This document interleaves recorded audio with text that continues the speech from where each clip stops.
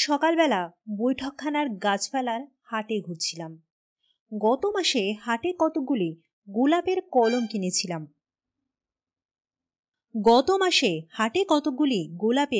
কিনেছিলাম।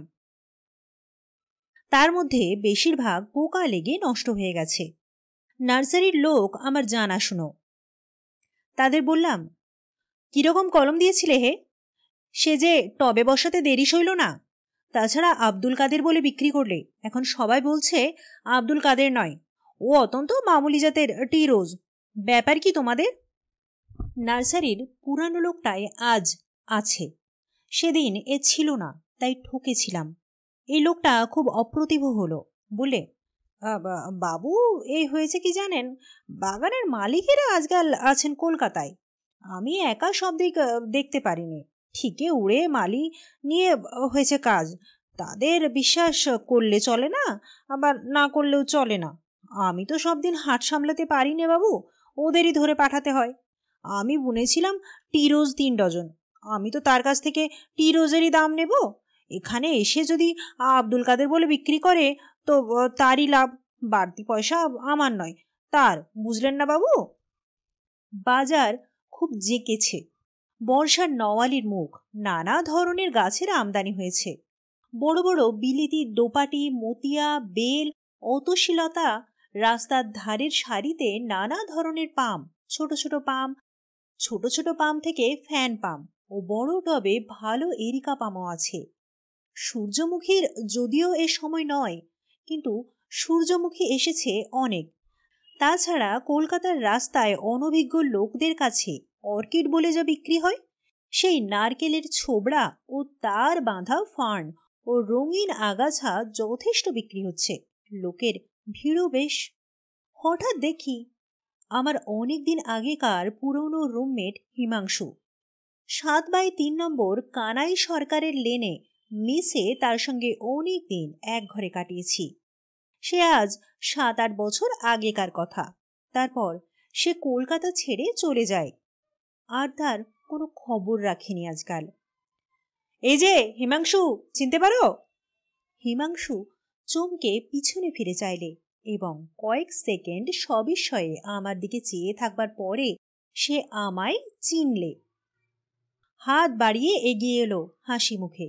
আরে জগদীশ বাবু যে! তারপর? ও, আপনার সঙ্গে 1 যুগ পরে। ওহ, তারপর আছেন কেমন বলুন? আমি বললাম, তোমার গাছপালার শখ দেখছি আছে হিমাংশু। সে মনে আছে দুজনে কতদিন এখানে হাটে আসতাম? হিমাংশু হেসে বললে, তার মনে নেই? সে আপনি দার্জিলিংয়ের লিলি কিনলেন। আপনার তো খুব শখ ছিল লিলির, এখনো আছে? আসুন আসুন, অন্য কোথাও গিয়ে একটু বসি। ও মিস্টার কোনো খবর আর রাখেন নাকি? আচ্ছা, সেই অনাদিবাবু কোথায় গেল খোঁজ রাখেন? আর সেই যে মেয়েটি স্টোভ জ্বালাতে গিয়ে গা হাত পুড়িয়ে ফেললে, মনে আছে?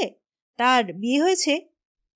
দুজনে গিয়ে একটা চায়ের দোকানে গিয়ে বসলাম। এ গল্প ও গল্প, নানা পুরানো দিনের কথা। তার কথাবার্তার ভাবে বুঝলাম সে কলকাতায় এসেছে অনেক দিন পরে। জিজ্ঞেস করলাম, আজকাল কোথায় থাকো হিমাংশু? সে বললে, বিএনআরের একটি স্টেশনে বুকিং ক্লার্ক ছিলাম, টাটানগরের ওদিকে। কিছুদিন থাকবার পর দেখলাম জায়গাটার মাটিতে ভারী চমৎকার ফুল জন্মায়, জমিও সস্তা। সেখানেই এখন আছি। ফুলের বাগান করেছি। তুমি তো জানো বাগানের শখ আমার চিরকাল। কিছু চাষবাসের জমি নিয়েছি, তাতেই চলে যায়। কিন্তু সেসব কথা থাক। আজ এখন একটা গল্প করি, শোনো। গল্পের মতো শোনাবে, কিন্তু আসলে সত্যি ঘটনা। আর আশ্চর্য এই, 10 বছর আগে যখন তোমাদের মিশে থাকতাম, তখন এ গল্পের শুরু এবং এর সমাপ্তি ঘটেছে গতকাল। আমি বললাম, ব্যাপার কি? তোমার কথা শুনে মনে হচ্ছে নিশ্চয়ই প্রেমের কাহিনী জড়ানো আছে এর সঙ্গে। বলো বলো। সে বললে, না, সেসব নয়, অন্য এক ব্যাপার। কিন্তু আমার পক্ষে কোনো প্রণয় কাহিনীর চেয়ে তা কম মধুর নয়। শোনো বলি। আচ্ছা, তোমার মনে আছে মেসে থাকতে আমি একটা এরিকা পাম কিনেছিলাম? আমাদের ঘরের সামনে টবে বসানো ছিল, মনে আছে? আচ্ছা, তাহলে শোনো। তারপর আধ ঘন্টা বসে হিমাংশু তার গল্পটা বলে গেল। আমরা আরও দুবার চা খেলাম, এক বাক্স সিগারেট পোড়ালাম। বউবাজারের মোড়ে গির্জার ঘড়িটায় 9:30 যখন বাজলো, তখন হিমাংশু গল্প শেষ করে বিদায় নিয়ে চলে গেল। তার গল্পটা আমি আমার নিজের কথাই বলবো, কেননা হিমাংশু সম্বন্ধে কিছু জানা থাকা দরকার। গল্পটা ঠিক বুঝতে হলে সেটা আমাকে গোড়াতেই বলে দিতে হবে। হিমাংশু যখন আমার সঙ্গে থাকতো তখন তার চালচলন দেখলে মনে হবার কথা যে সে বেশ অবস্থাপন্ন ঘরের ছেলে। সে যে আহারে বিহারে বা বেশভূষায় খুব বেশি শৌখিন ছিল তা নয়। তার শখ ছিল নানা ধরনের, এবং এই শখের পেছনে সে পয়সা ব্যয় করত নিতান্ত বেআন্দাজি। তার প্রধান শখ ছিল গাছপালা ও ফুলের। আমার ফুলের শখটা হিমাংশুর কাছ থেকেই পাওয়া, এ কথা বলতে আমার কোনো লজ্জা নেই। কারণ যত তুচ্ছ, যত অকিঞ্চিতকর জিনিসই হোক না কেন, যেখানে সত্যি কোনো আগ্রহ বা ভালোবাসার সন্ধান পাওয়া যায় তাকে শ্রদ্ধা না করে পারা যায় না। হিমাংশুর গাছপালার ওপর ভালোবাসা ছিল সত্যিকার জিনিস। সে ভালো খেত না, ভালো জামা কাপড় কখনো দেখিনি তার গায়ে, কিন্তু ও ধরনের সুখ স্বাচ্ছন্দ্য তার কাম্যও ছিল না। তার পয়সার সচ্ছলতা ছিল না কখনো। টিউশনি করে দিন চালাতো, তাও আবার সবসময় জুটত না। তখন বন্ধু বান্ধবদের কাছে ধার করত। যখন ধারও মিলত না, তখন দিন কতক চন্দননগরে এক মাসির বাড়ি গিয়ে মাসখানেক, মাস 2 কাটিয়ে আসত। কিন্তু পয়সা হাতে হলে কাপড় জামা না কিনুক, খাওয়া দাওয়ায় ব্যয় করুক না করুক, ভালো গাছপালা দেখলে কিনবেই। মেসে আমাদের ঘরের সামনে ছোট একটা অপরিসর বারান্দাতে সে তার গাছপালার টবগুলো রাখত। গোলাপের ওপর তার তত ঝোঁক ছিল না। সে ভালোবাসত নানা জাতীয় পাম, আর ভালোবাসত দেশি বিদেশি লতা, উইস্টারিয়া, ঔতসী, মাধবীলতা, বোগেনভেলিয়া ইত্যাদি। কত পয়সায় যে এদের পিছনে খরচ করেছে। সকালে উঠে ওর কাজই ছিল গাছের পাট করতে বসা। শুকনো ডালপালা ভেঙে দিচ্ছে, গাছ ছেঁটে দিচ্ছে, এ টবের মাটি ও টবে ঢালছে, পুরনো টব ফেলে দিয়ে নতুন টবে গাছ বসাচ্ছে, মাটি বদলাচ্ছে, আবার মাঝে মাঝে মাটির সঙ্গে নানা রকমের সার মিশিয়ে পরীক্ষা করত। এসব সম্বন্ধে ইংরেজি বাংলা নানা বই কিনত। একবার কি একটা উপায়ে ওই একই লতায় নীলকলমি ও সাদা কলমি ফোটালে। ভায়োলেটের ছিটছিট দেয়া অতসী অনেক কষ্টে তৈরি করেছিল। বেগুনি রঙের ক্রাইসেন্থিয়ামের জন্য অনেক পরিশ্রম ও অর্থ ব্যয় করেছিল, সুবিধে হয়নি। তাছাড়া ও ধরনের মানুষ আমি খুব বেশি দেখিনি, যে একটা খেয়াল বা শখের পেছনে সমস্ত মন প্রাণ ঢেলে দিতে পারে। মানুষের মনের শক্তির সে একটা বড় পরিচয়। হিমাংশু বলতো, সেদিন একটা পাড়া গাঁয়ে একজনদের বাড়ি গিয়েছি, বুঝলেন, তাদের গোলার কাছে 3 বছরের পুরনো নারকেল গাছ হয়ে আছে। সে যে কি সুন্দর দেখাচ্ছে, একটা প্রকাণ্ড তাজা সতেজ সবুজ পাম। সমুদ্রের ধারে নাকি নারকেলের বন আছে, পামের সৌন্দর্য দেখতে হলে সেখানে যেতে হয়। হিমাংশু প্রায়ই পাম আর অর্কিড দেখতে শিবপুর বোটানিক্যাল গার্ডেনে যেত, আর এসে তাদের উচ্ছ্বসিত বর্ণনা করত। একবার সে একটা এরিকা পাম কিনে আনলে, খুব ছোট নয়, মাঝারি গোছের মাটির টবে বসানো, কিন্তু এমন সুন্দর, এমন সতেজ গাছ বাজারে সাধারণত দেখা যায় না। সে সন্ধান করে করে দমদমায় কোনো বাগানের মালিকে ঘুষ দিয়ে সেখান থেকে কেনে। কলকাতার মেষের বারান্দায় গাছ বাঁচিয়ে রাখা যে কত শক্ত কাজ, যাদের অভিজ্ঞতা আছে তারা সহজেই বুঝতে পারবেন। গোবি মরুভূমিতে গাছ বাঁচিয়ে রাখা এর চেয়ে সহজ। একবার সে আর আমি দিন 20-22 জন্য কলকাতার বাইরে যাই।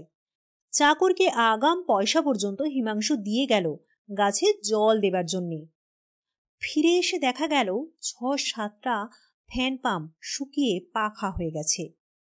সকালে বিকালে হিমাংশু বালতি বালতি জল টানত একতলা থেকে তেতলায় টবে দেবার জন্য।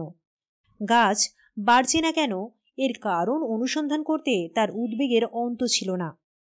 অন্য সব গাছের চেয়ে কিন্তু ওই এরিকা পাম গাছটার ওপর তার মায়া ছিল বেশি। তার খাতা ছিল, তাতে লেখা থাকতো কোন কোন মাসে কত তারিখে গাছটা নতুন ডাল ছাড়লে। গাছটাও হয়ে পড়ল প্রকাণ্ড। মাটির টব বদলে তাকে পিঁপে কাটা কাঠের টবে বসাতে হলো। মেসের বারান্দা থেকে নামিয়ে একতলায় উঠোনে বসাতে হলো। এসবে লাগলো বছর 5-6। সেবার বাড়িওয়ালার সঙ্গে বনিবনাও না হতে আমাদের মেস ভেঙে গেল। দুজনে আর একত্রে থাকবার সুবিধে হলো না। আমি চলে গেলাম ভবানীপুর। হিমাংশু গিয়ে উঠল শ্যামবাজারে আর একটা মেসে। একদিন আমায় এসে বিমর্ষ মুখে বললে, কি করি জগদীশবাবু, ও মেসে আমার টবগুলো রাখবার জায়গা হচ্ছে না। অন্য অন্য টবের না হয় কিনারা করতে পারি, কিন্তু সেই এরিকা পামটা সেখানে রাখা একেবারে অসম্ভব। একটা পরামর্শ দিতে পারেন? অনেকগুলো মেস দেখলাম, অত বড় গাছ রাখবার সুবিধে কোথাও হয় না, আর টানাটানির খরচাও বড় বেশি। আমি তাকে পরামর্শ দিতে পারিনি, বা তারপর থেকে আমার সঙ্গে আজকার দিনটি ছাড়া আর কোনোদিন দেখাও হয়নি। বাকিটা হিমাংশুর মুখে আজই শুনেছি। কোনো উপায় না দেখে হিমাংশু শেষে কোনো বন্ধুর পরামর্শে ধর্মতলার এক নীলামওয়ালার কাছে এরিকা পামের টবটা রেখে দেয়। রোজ একবার করে গিয়ে দেখে আসতো খদ্দের পাওয়া গেল কিনা। শুধু যে খদ্দেরের সন্ধানে যেত তা নয়, ওটা তার একটা অজুহাত মাত্র। আসলে যেত গাছটা দেখতে। হিমাংশু কিন্তু নিজের কাছে সেটা স্বীকার করতে চাইতো না। দুদিন পরে যা পরের হয়ে যাবে তার জন্যে মায়া কিসের? তবুও একদিন যখন গিয়ে দেখলে গাছটার সে নধর সতেজ স্ত্রী যেন ম্লান হয়ে এসেছে, নীলামওয়ালারা গাছে জল দেয়নি, তেমন যত্ন করেনি, সে লজ্জিত মুখে দোকানের মালিক একজন ফিরিঙ্গি ছোকরাকে বললে, গাছটার তেমন তেজ নেই, এই গরমে জল না পেলে, দেখতে ভালো না দেখালে বিক্রি হবে কেন? জল কোথায় আছে? আমি নিজে না হয়, কারণ 2 পয়সা আসে আমারই তো আসবে। তারপর থেকে যেন পয়সার জন্যই করছে এই ওছিলায় রোজ বিকালে নীলামওয়ালার দোকানে গিয়ে গাছে জল দিত। একদিন দেখতো দোকানের চাকরেরা আগে থেকেই জল দিয়েছে। রোজ নিলামের ডাকের সময় সে সেখানে উপস্থিত থাকত। তার গাছটার দিকে কেউ চেয়েও দেখে না। লোকে চেয়ার, টেবিল, সোফা, আলমারি কিনছে। ভাঙা পুরনো ক্লক কড়ি পর্যন্ত বিক্রি হয়ে গেল, কিন্তু গাছের শখ খুব বেশি লোকের নেই। গাছটা আর বিক্রি হয় না। একদিন নীলমওয়ালা বললে, বাবু, গাছটা তো সুবিধা হচ্ছে না, তুমি নিয়ে যাবে ফেরত? কিন্তু ফেরত নিয়ে গিয়ে তার রাখবার জায়গা নেই। থাকলে এখানে সে বিক্রির জন্যই দিয়ে যাবে কেন? সে সময় তার অত্যন্ত খারাপ যাচ্ছে। চাকরির চেষ্টায় আকাশ পাতাল হাতড়ে কোথাও কিছু মিলছে না। নিজের থাকবার জায়গা নেই তো পিঁপে কাটা কাঠের টবে বসানো অত বড় গাছ রাখে কোথায়? মাসখানেক পরে হিমাংশুর অবস্থা এমন হলো যে আর কলকাতায় থাকাই চলে না। কলকাতার বাইরে যাবার আগে গাছটার একটা কিনারা হয়ে গেলেও মনে শান্তি পেত। কিন্তু আজও যা কালও তাই। নীলামওয়ালাকে কমিশনের রেট আরও বাড়িয়ে দিতে হয়েছে গাছটা রাখবার জন্যে, নইলে সে দোকানে রাখতে চায় না। কিন্তু হিমাংশুর দুর্ভাবনা এই যে ও কলকাতা ছেড়ে চলে গেলে গাছটার আর যত্ন হবে না। নীলামওয়ালার দায় পড়েছে কোথাকার একটা এরিকা পাম গাছ বাঁচলো কি মলো, অত তদারক করবার তার গরজ নেই। কিন্তু শেষে বাধ্য হয়ে কলকাতা ছাড়তে হলো হিমাংশুকে। অনেকদিন পরে সে আবার এলো কলকাতায়। নীলামওয়ালার দোকানে বিকেলে গেল গাছ দেখতে। গাছটা নেই, বিক্রি হয়ে গিয়েছে 7.5 টাকায়। কমিশন বাদ দিয়ে হিমাংশুর বিশেষ কিছু রইল না, কিন্তু টাকার জন্যে ওর তত দুঃখ নেই। এতদিন পরে সত্যি সত্যি গাছটা পরের হয়ে গেল। তার প্রবল আগ্রহ হলো গাছটা সে দেখে আসে। নীলামওয়ালা সাহেব প্রথমে ঠিকানা দিতে রাজি নয়, নানা আপত্তি তুললে। বহু কষ্টে তাকে বুঝিয়ে ঠিকানা জোগাড় করলে। সার্কুলার রোডের এক সাহেবের বাড়িতে গাছটা বিক্রি হয়েছে। হিমাংশু পরদিন সকালে সেখানে গেল। সার্কুলার রোডের ধারেই বাড়ি, ছোট গেটওয়ালা কম্পাউন্ড, উঠোনের একধারে একটা বাতাবি লেবু গাছ, গেটের কাছে একটা চারা পাকুড় গাছ। সাহেবের গাছপালার শখ আছে, পাম অনেক রকম রেখেছে। তার মধ্যে ওর পামটাই সকলের বড়। হিমাংশু বললে সে 1000টা পামের মধ্যে নিজেরটা চিনে নিতে পারে। কম্পাউন্ডে ঢুকবার দরকার হলো না।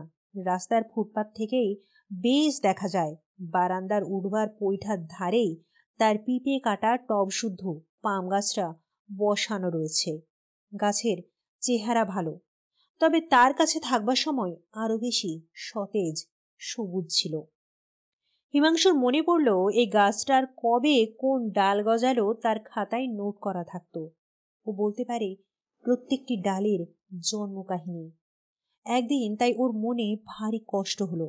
সেদিন দেখলে সাহেবের মালি নিচের দিকে ডালগুলো সব কেটে দিয়েছে। মালিকে ডাকিয়ে বললে, ডালগুলো ওরকম কেটেছো কেন? মালিটা ভালো মানুষ, বললে, আমি কাটিনি বাবু, সাহেব বলে দিল নিজের ডাল না কাটলে ওপরের কচি ডাল জোর পাবে না। বললে টবের গাছ না হলে ও ডালগুলো আপনা থেকে ঝরে পড়ে যেত। হিমাংশু বললে, তোমার সাহেব কিছু জানে না, যা ঝরে যাবার তা তো গিয়েছে। অত বড় গুঁড়িটা বার হয়েছে তবে কি করে, আর ভেঙো না। বছর 3-4 কেটে গেল। হিমাংশু গাছের কথা ভুলেছে। সে গালুডি না ঘাটশিলার ওদিকে কোথাও জমি নিয়ে বসবাস করে ফেলেছে ইতিমধ্যে। গাছ ফেলার মধ্যে দিয়েই ভগবান তার উপজীবিকার উপায় করে দিলেন। এখানে হিমাংশু ফুলের চাষ আরম্ভ করে দিলে সুবর্ণরেখার তীরে। মাটির দেওয়াল তুলে খড়ের বাংলো বাঁধলে। একদিকে দূরে অনুচ্চ পাহাড়, নিকটে দূরে শালবন, কাঁকর মাটির লাল রাস্তা, অপূর্ব সূর্যোদয় ও সূর্যাস্ত। ফুলের চাষে সে উন্নতি করে ফেললে খুব শিগগির। ফুলের চেয়েও বেশি উন্নতি করেছে চীনা ঘাস ও ল্যাভেন্ডার ঘাসের চাষে। এই জীবনই তার চিরদিনের কাম্য ছিল। ও জায়গা ছেড়ে শহরে আসতে ইচ্ছেও হতো না। বছর 2 কাটল আরও। ইতিমধ্যে সে বিবাহ করেছে, সস্ত্রীক ওখানেই থাকে। আজ 3 দিন হলো সে কলকাতায় এসেছে প্রায় 5-6 বছর পরে। কাজকর্ম সেরে কেমন একটা ইচ্ছে হলো, ভাবলে দেখি তো সেই সাহেবের বাড়িতে আমার সেই গাছটা আছে কিনা। বাড়িটা চিনে নিতে কষ্ট হলো না, কিন্তু অবাক হয়ে গেল বাড়ির সে স্ত্রী আর নেই। বাড়িটাতে বোধ হয় মানুষ বাস করেনি বছর 2 কি তার বেশি। উঠোনে বন হয়ে গিয়েছে, পৈঠাগুলো ভাঙা, বাতাবি নেবু গাছে মাকড়সার জাল, বারান্দার রেলিংগুলো খসে পড়েছে। তার সেই এরিকা পামটা আছে, কিন্তু কি চেহারাই হয়েছে। আরো বড় হয়েছে বটে, কিন্তু সে তেজ নেই, শ্রী নেই। নিচের ডালগুলো শুকিয়ে পাখা হয়ে আছে, ধুলো আর মাকড়সার জালে ভর্তি। যায় যায় অবস্থা, টবও বদলানো হয়নি আর। হিমাংশু বললে, ভাই সত্যি সত্যি তোমায় বলছি, গাছটা যেন আমায় চিনতে পারলে। আমার মনে হলো ও যেন আমায় বলছে, আমায় এখান থেকে নিয়ে যাও, আমি তোমার কাছে গেলে হয়তো এখনো বাঁচবো, ছেড়ে যেও না এবার, আমায় বাঁচাও। রাত্রে হিমাংশুর ভালো ঘুম হলো না। আবার সার্কুলার রোডে গেল। সন্ধান নিয়ে জানলে সাহেব মারা গিয়েছে। বুড়ি মেম আছে ইলিয়ট রোডে, পয়সার অভাবে বাড়ি সারাতে পারে না, তাই ভাড়াও হচ্ছে না। এই বাজারে ভাঙা বাড়ি কেনার খদ্দেরও নেই।